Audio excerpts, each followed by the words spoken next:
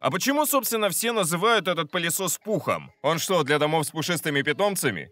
Возможно, хотя это еще предстоит выяснить. Но в действительности дело в заглавных буквах его названия. Вот настолько все просто. Чем еще примечательна эта модель? У нее выдвижной мопик, промывающий пристенные участки, подогрев воды во время полоскания, поэтому и назвали хит. Старая добрая камера с линейными лазерами. У меня от нее большие ожидания. И повышенная мощность моторчика. Посмотрите, что делает робот с коврами в рекламе. Но самое классное – это ценник до 70 тысяч рублей на распродаже. Остается лишь разобраться, насколько крут L10S Пух в действительности и какие у него недостатки. На все вопросы ответит фирменный обзор Best Robot.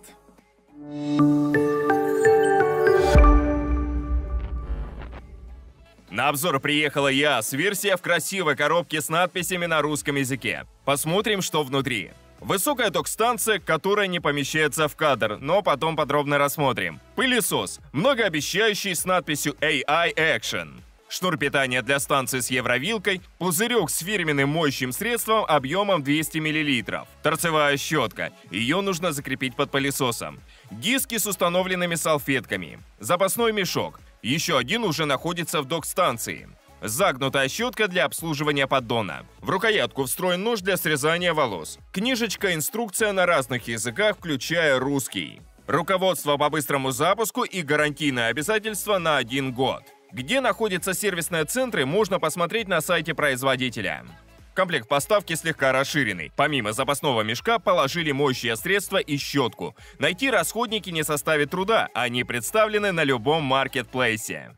Емкость батареи хоть и стандартная, но добавили функцию быстрой зарядки. Сила всасывания повышенная, по крайней мере по номиналу. Навигация с активной камерой. При цене до 70 тысяч предложение выглядит весьма привлекательно. Но не забывайте, что можете получить робота или вертикалку совершенно бесплатно. Раз в месяц мы проводим розыгрыш среди подписчиков телеграм-канала. Нужно просто нажать кнопку «Участвовать» в закрепленном посте. Подборки и детальное сравнение, распродажи и жирные промокоды, результаты тестов и обновления рейтингов. Все это вы найдете в телеграм-канале Best Robot. Ссылка в описании под роликом. Pro Ultra Hit наследует дизайн старого L10S Ultra. Такой же кругляш с глянцевой панелью, фронтальное окно с точечным узором, док-станция в форме колонны. Визуально отличается только цвет крышки лидара и лицевой панели станции. Теперь эти элементы золотистые, а не серебристые. Башенка с датчиком смещения. Отпускать робота под диван можно смело.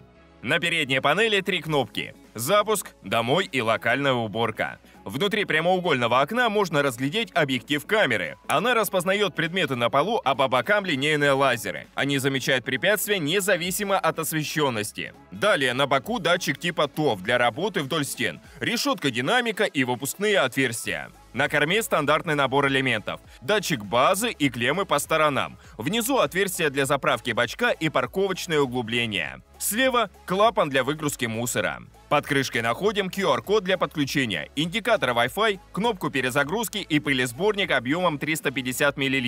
HEPA-фильтр размещается сверху, чтобы меньше забивался пылью. Под ним находится фильтр грубой очистки в виде сетки, чтобы HEPA-фильтр прослужил дольше. По бокам расположены клапаны для самоочистки и подсоса воздуха. Опрокинем робота лапками вверх и рассмотрим его инструменты. В частности, ведущие колеса и поворотный ролик. Датчик обнаружения ковра, чтобы знать, когда поднимать салфетки. Датчиков падения всего 4, хотя по идее должно быть 5 или 6. Посмотрим, повлияет ли это на навигацию. Раструб, который адаптируется под высоту рельефа. Рамка со шторками для концентрации воздушного потока. Под ней фирменный валик Dreamy. Средней жесткости со съемными торцами, чтобы быстро убрать намотавшиеся волосы. При необходимости валик можно заменить на щетку с лезвиями и таким образом минимизировать обслуживание. Торцевая щетка самая обычная, трехлучевая с креплением на фиксатор. Сзади устанавливаются диски с мелковорсовыми мопиками. Мопики держатся на липучках, а сами диски на магнитах. При движении вдоль стены правый диск выезжает в сторону, промывая слепую зону, а при заходе на ковры оба диска поднимаются на 10,5 мм. Как все это работает, проверим позже, а пока познакомимся со станцией. Она представляет собой высокую и узкую колонну. Ширина меньше, чем у пылесоса. Принцип работы как у аналогов. После уборки робот заезжает в док, выгружает мусор, пополняет встроенный бачок, стирает салфетки в теплой воде с моющим средством, стирка происходит за счет трения салфеток о крестовины,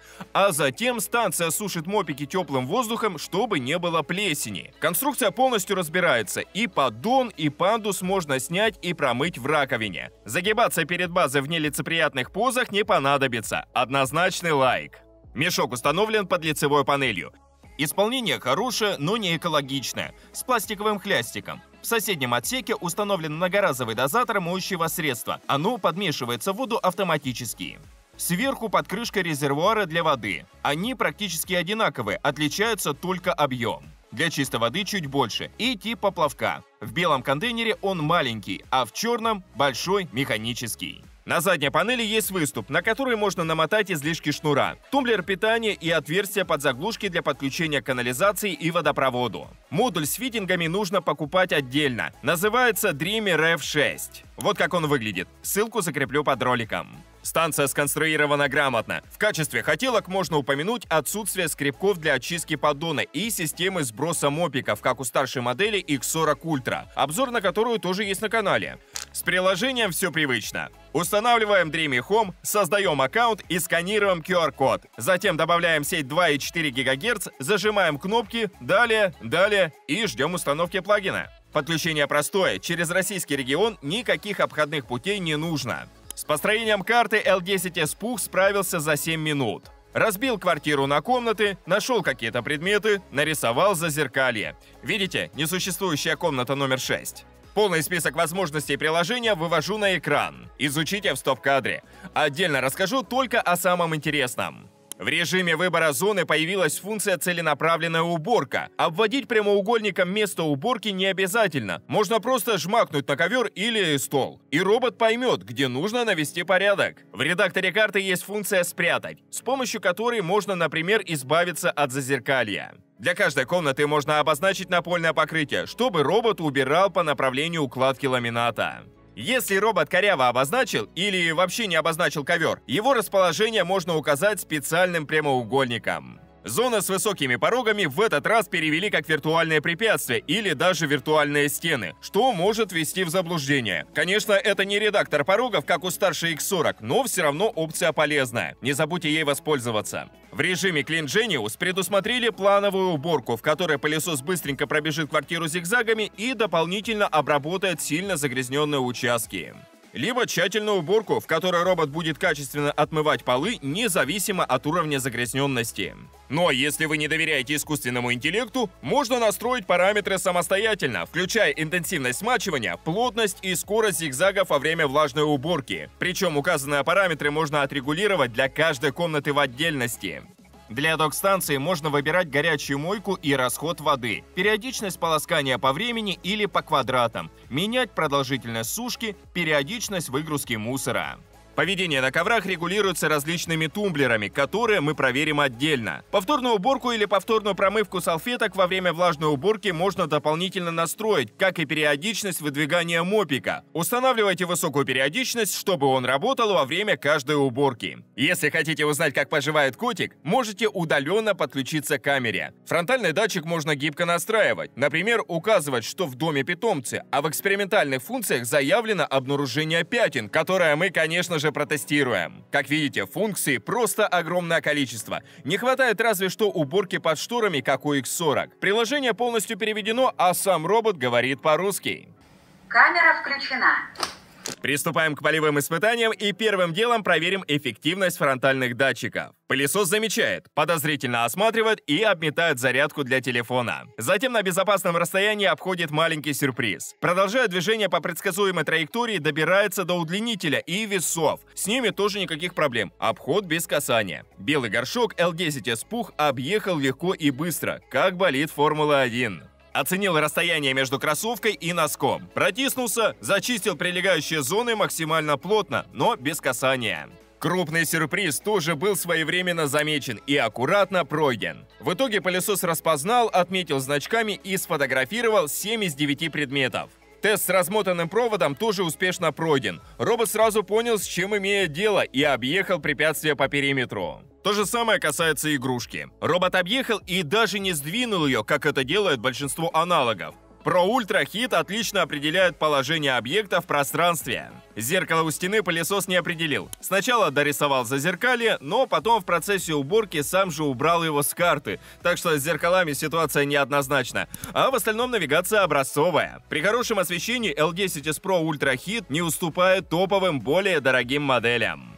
В темноте эффективность обнаружения сильно снижается. Без подсветки камера слепнет, а линейные лазеры замечают только крупные предметы. Провода, весы, сюрприз кота робот не увидел. Этот момент нужно учитывать при планировании уборки. Обнаружения лучше у этой модели нет, а вот обнаружение пятен заявлено в разделе экспериментальных функций. Как это выглядит на практике? Робот выполняет стандартную уборку в комнате вдоль стен и зигзагами, но когда добирается до пятна, снижает скорость движения, чтобы отмыть его более качественно. При этом на карте пятно не отображается, и дополнительно в конце уборки робот к нему не возвращается. В общем, хоть и в упрощенном виде, но как ни крути, функция работает.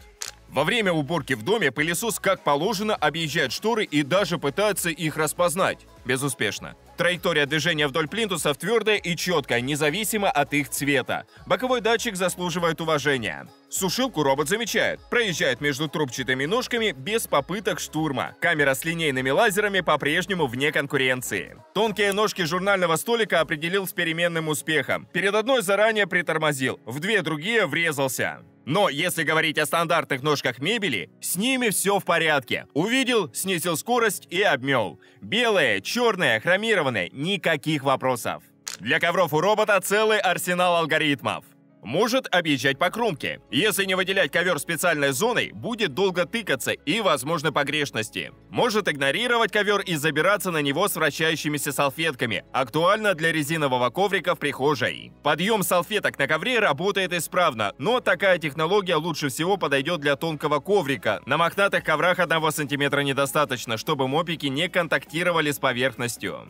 Загадочная функция «сухая и влажная уборка» с не менее загадочным описанием, исключение сухой уборки в режиме влажной и так далее, так и осталась загадочной.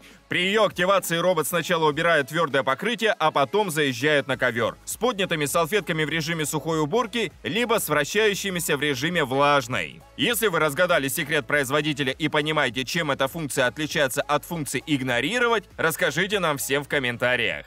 С черным ковром проблем не возникло. В режиме «интенсивная чистка ковра» робот убрал всю комнату, а затем вернулся к нему и предметно пропылесосил. Датчики поверхности работают корректно. Проходимость порогов хорошая, особенно если указать их в редакторе карты. 15 мм проехал налегке. 20-миллиметровую планку взял с наскока с первой же попытки. А вот с заходом под мебель возникли трудности. Пылесос отказался заезжать в соответствующий его росту 10-сантиметровый проем, просто объехал его по краю. Даже 10,5 сантиметров оказалось роботу недостаточно. Фронтальные датчики некорректно оценивают ситуацию. Только в 11 сантиметров подопытный смог спокойно заехать. В этом плане Пух, несмотря на скромные габариты, оправдывает свое название. Все потому, что кто-то слишком много ест. Действительно, аппетит у робота отменный. На одном заряде он проработал 97 минут в режиме максимальной мощности и обработал 71 квадрат. Не потому, что у него низкая скорость, а потому, что нашел массу препятствий и тратил время на их обход. Катаясь по дому, L10s Пух набил контейнер под завязку. Шерсть, пыль, всевозможный мусор и даже кусочки скотча. Часть волос налепла на подушечки рамки. Еще длинные волосы намотались на щетку и на торцы. Хорошо, что в раструб можно поставить щетку с лезвиями. В процессе уборки удалось измерить уровень шума. Он слегка повышенный по меркам конкурентов. От 57 дБ в тихом режиме до 72 на максималках. Не могу сказать, что робот бьет по ушам, но сериал придется поставить на паузу. Без вариантов. Посмотрим, связан ли рост шума с повышением мощности. Запускаем режим максимум плюс и отправляем робота на щелевой стенд. Pro Ultra Hit проходит его несколько раз, в том числе проезжает по направлению щелей. Обратите на это внимание. Что мы имеем в итоге? Щель глубиной 2 мм зачистил полосами. Пунктиром прошел 4 мм. Щели глубиной 6,8 мм робот почему-то проигнорировал, но при этом точечно достал 10 мм. Возможно, воздушный поток концентрируется на узком участке по центру раструба, и этот узкий участок проехал мимо щелей 6,8 мм. Так или иначе, мощность всасывания у пылесоса высокая, хотя и не рекордная по меркам роботов. Посмотрим, поможет ли это в сухой уборке.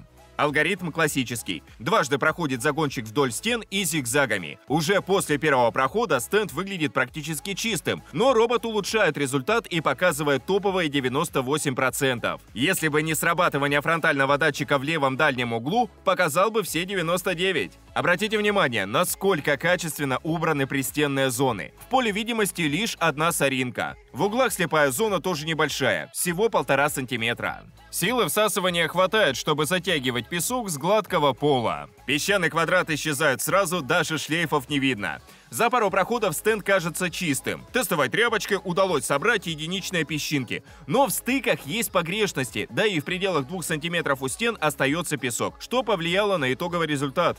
Центральную зону ковролина L10S Puch вычистил быстро, но из периферийных зон выметать мусор сложнее. После мягкой торцевушки они все равно остаются замусоренными, хотя в целом результат хороший. Но вот на мохнатом ковре Pro Ultra Hit показал мастер-класс. За пару проходов распушил и основательно прочесал ковровый ворс. На первый взгляд соринки остались только в пристенных зонах, все остальное в пылесборнике. При ближайшем осмотре можно обнаружить крошки и песок, крупный мусор остается только на периферии. По итогу Pro Ultra Hit показал рекордный результат на мохнатом ковре. Топовый с мусором на ламинате, средние показатели с песком и с мусором на ковролине.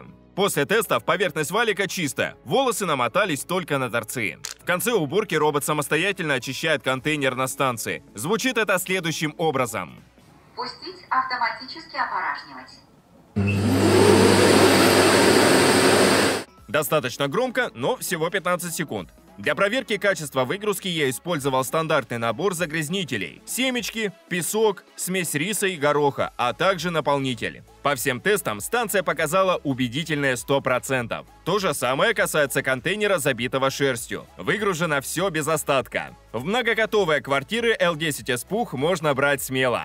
Влажная уборка. Вторая полноценная функция пылесоса. Он может вытирать полы одновременно с сухой уборкой, либо делать это в отдельном рабочем цикле. Алгоритмы быстрого и стандартного режима перепутаны, имейте это в виду. В целом разница между режимами влажной уборки не такая принципиальная, как у аналогов. Тем не менее, тесты будем проводить в режиме «Тщательный плюс». Пылесос получит салфетки и выезжает на кофейные пятна. Оттереть их удалось с первого же прохода зигзагами, но для уборки вдоль стен потребовалось запускать уборку дополнительно. Мопик хоть и выдвигается в сторону, но прилегает к полу не слишком сильно, из-за чего на участках в пределах 15 мм могут оставаться пятна. В углах не домывает всего 2,5 см. Результат хороший. С пятнами сока ситуация повторилась. Основное загрязнение устранил с первой же попытки. Вдоль стены понадобилось 2 дополнительных запуска. И все равно остались погрешности в пределах 3,5 см.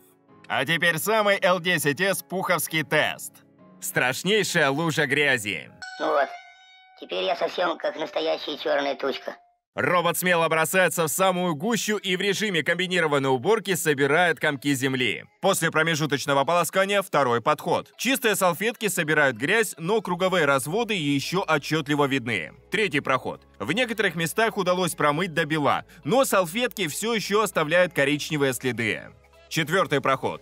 После работы зигзагами загончик чистый, но возвращаясь на станцию, робот вымазал пол турбощеткой, которая не поднимается во время влажной уборки. Так что перфекционисты запускают робота еще раз. Вот теперь результат идеальный. Мелковорсовые салфетки снова показали себя отлично. Самый сложный тест. Кетчуп. Набираемся терпения и считаем проходы. С первой попытки L10S Puch просто смачивает и частично размывает большое рыжее пятно. После самоочистки робот продолжает начатое. На стенде появилось еще несколько светлых участков. Третий проход. Только сейчас на стенде появляются капли воды и кое-где круговые разводы. Интенсивности смачивания немного не хватает. С четвертого прохода удалось размазать и отмыть большую часть загрязнений, но работа еще далека от завершения. На пятом проходе наблюдаем неоднородный результат. В нижней части стенда остается полоса. которую робот не промывает при уборке вдоль стены из-за выдвижного мопа, а проходит только зигзагами. Основное пространство уже чистое, но эта полоса портит всю картину. На нее потребуются дополнительные проходы. С 7-й попытки удалось частично оттереть ее, но фрагмент посередине еще остался. Даже с 8-й попытки несколько пятен по-прежнему хорошо заметны. Только с 9-го запуска результат можно назвать однородным. Запусков было хоть и много, но удалось убрать начисто. Качество влажной у Dreamy L10s Pro Ultra Hit топовое. А если бы турбощетка с лифтом, смачивание повыше и зигзаги плотнее, то справился бы еще лучше. Посмотрел 10 роликов, но так и не понял, что выбрать? Не проблема. Заходи в чат телеграм-канала Best Robot, получи консультацию экспертов, узнай мнение реальных пользователей. Ну а в качестве бонуса к полезной информации у тебя есть шанс получить бесплатный пылесос, который мы разыгрываем среди подписчиков раз в месяц. Ссылка на сообщество закреплена в описании. Приписку «Hit» в названии модели добавили не просто так. В процессе полоскания станция подогревает воду до заявленных 58 градусов. При этом фактическая температура, до которой подогреваются салфетки, не превышает 33 градуса. Показатели ниже, чем у большинства конкурентов, хотя и не самый низкий на рынке. При этом стоит заметить, что даже в режиме легкой очистки L10s Puch расходует больше воды, чем X40 на максималках. Показатели не чемпионские, но в топ-2 самых мокрых станций Pro Ultra Hit попадает точно. Звучит самоочистка следующим образом.